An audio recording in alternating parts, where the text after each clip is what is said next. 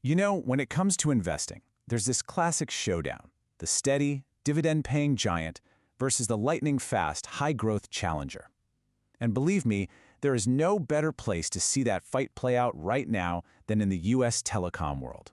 So today, we're stepping right into the ring for a deep dive on two absolute titans, the old guard, AT&T, and the disruptive up-and-comer, T-Mobile. And this isn't just about who has better cell service. This is a clash of two totally different ways to make money. Okay, to really get what's going on here, you've got to look at the scoreboard. This chart, it tells you pretty much everything you need to know about the last 5 years. T-Mobile, that bright magenta line, has just been on an absolute tear, right? It's even beaten the S&P 500. That's a true growth story. And then you have AT&T in blue. They've kind of been the underdog, the comeback kid who's just now starting to get back on its feet. This massive performance gap is really the backdrop for our entire story. All right, so let's get to the main event, the tale of the tape. We're going to break down their financials round by round and see who's really landing the punches and who might be hiding a weakness. First up, round one, revenue. Now, at first glance, you see AT&T's revenue going down, and you might think, uh-oh, but hold on, that's not the whole story. They've been intentionally getting leaner, selling off their media businesses, think WarnerMedia, to get laser-focused on telecom again. T-Mobile, though, they are all about pure organic growth. They're just steadily climbing, and they're on track to add about $20 billion in yearly revenue by 2025. You can literally watch that size gap between them get smaller and smaller. Next up, let's talk profitability. And this is where it gets really interesting. AT&T is still the heavyweight champ of pure efficiency. I mean, a 42% EBITDA margin, that is massive. But look at T-Mobile's net margin. This is a huge pivot for them.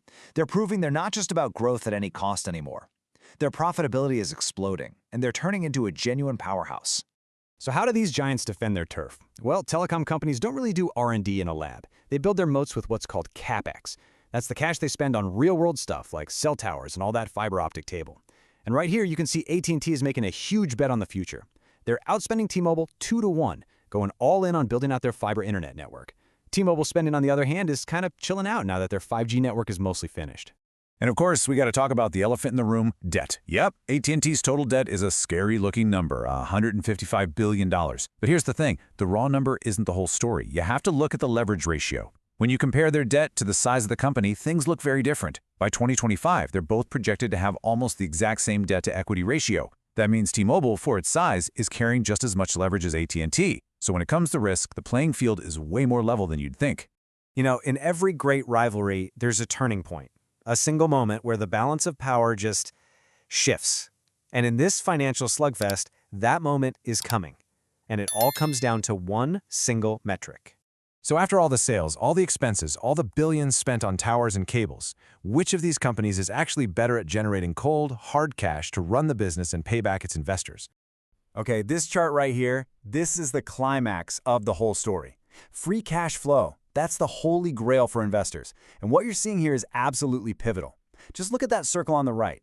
By 2025, T-Mobile, the smaller company, remember, is projected to generate more free cash flow than AT&T. This is what we're calling the crossover.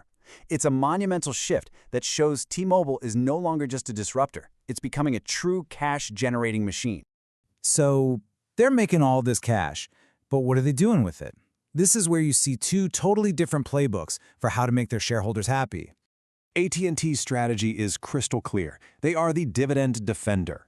For an investor, the number one reason to own this stock is for that steady income stream. And as you can see, that dividend is rock solid. It only uses up about 42% of their free cash flow, which leaves tons of room to pay down debt and reinvest in the business. It's safe.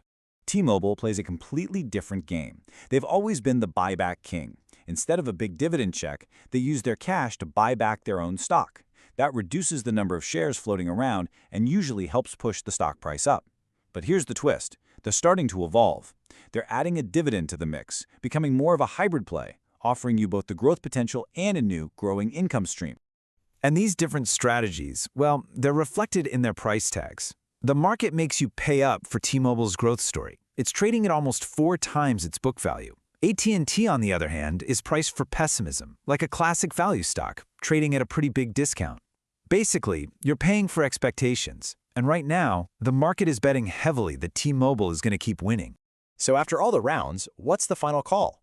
Let's bring it all together for one last tale of the tape to help you figure out which of these fighters you want in your corner. Looking out to 2025, this is not a knockout punch for either side. It's shaping up to be a really competitive duopoly. AT&T is poised to be the more efficient company, winning on important stuff like return on equity and profit margin. But T-Mobile? T-Mobile walks away with that coveted crown as the undisputed free cash flow king.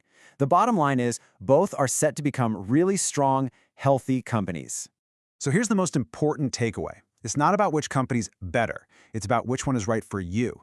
AT&T is the income anchor. It's perfect if you're looking for that steady paycheck and stability. T-Mobile is the compounder. It's built for someone who wants to see their portfolio grow over the long haul. The logic is really simple. You buy AT&T for the paycheck, you buy T-Mobile to try and get a bigger portfolio. And that's what it all boils down to, isn't it? Now that you've seen the tale of the tape, their strategies, and the final verdict, which fighter actually fits your own goals? We've laid out the battle lines for you, and now the choice is yours. Who's your champion?